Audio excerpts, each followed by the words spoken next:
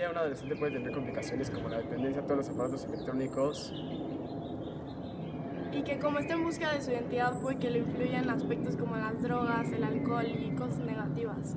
Y también perder como la comunicación persona a persona, o sea, no comunicarse ya hablando, sino por los medios de comunicación, o sea, como Facebook. Hoy en día lo que más le importa a un adolescente es el cómo se ve ante la sociedad, ¿no? Ante todos los grupos sociales.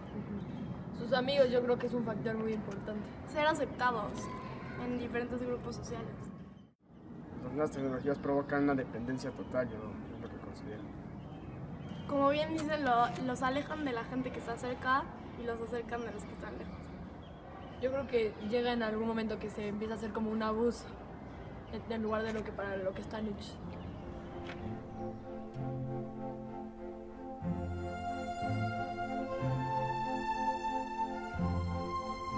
Este es Luis, un joven de 15 años que posiblemente es muy parecido a ti.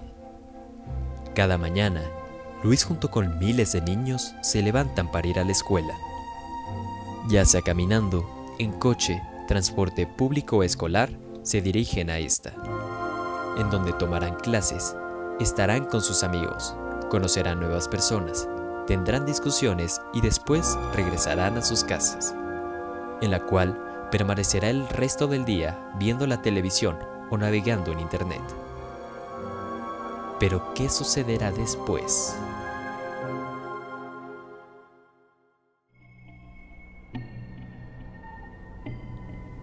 Luis verá a lo largo de su vida más de 2,5 millones de comerciales, más de 100,000 actos violentos. Y lo más sorprendente es que cuando alcance la edad de 70 años, él habrá pasado más de 5 años enfrente de una televisión o algún otro aparato electrónico. Este abuso en el tiempo dedicado a estos medios puede generar una adicción, cuyas principales consecuencias son ansiedad, menor rendimiento escolar, negativa a realizar otras actividades y tendencia al aislamiento, lo cual repercute en sus relaciones familiares y sociales.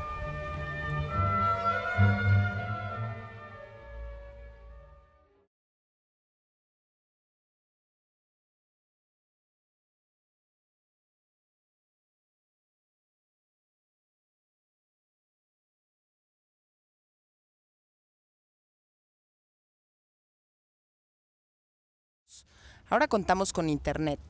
Los niños, los jóvenes tienen acceso primero a celular y el celular tiene Internet. Es muy fácil subir un video y se convierten en videos sumamente dolorosos. ¿Por qué?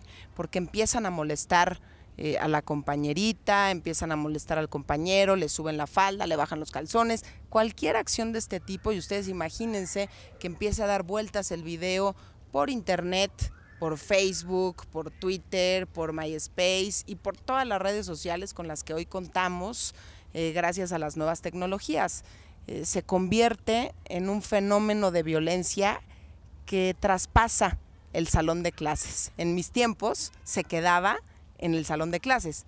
Hoy Internet hace que no nada más sepan que te molestan los que están en tu salón de clases, sino que se enteren los alumnos de muchas otras escuelas del Distrito Federal. El Internet es una herramienta que facilita nuestra vida, pero a la vez es usada para acceder a páginas de pornografía, páginas que incitan a la violencia, páginas que desde el anonimato cualquiera puede subir comentarios e imágenes que llegan a ser violentos o humillantes para otro adolescente, convirtiéndose en aquello que conocemos como ciberbullying, que junto con el abuso físico, verbal y psicológico en las escuelas afecta ya al 40% de los jóvenes en México.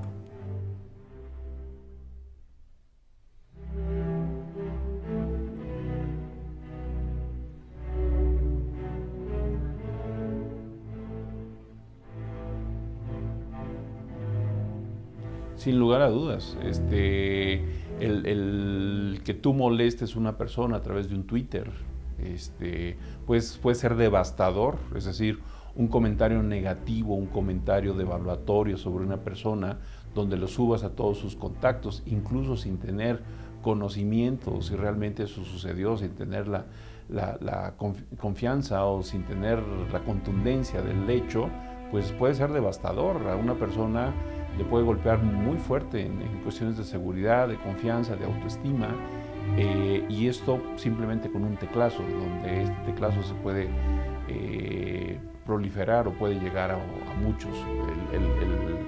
El alcance que puede tener estas redes sociales puede ser brutal, y sin lugar a dudas que se ha utilizado positivamente, pero también se ha utilizado negativamente.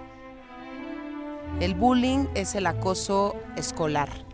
El 92% de los estudiantes han sido víctimas, han presenciado o son agresores en las escuelas de la Ciudad de México.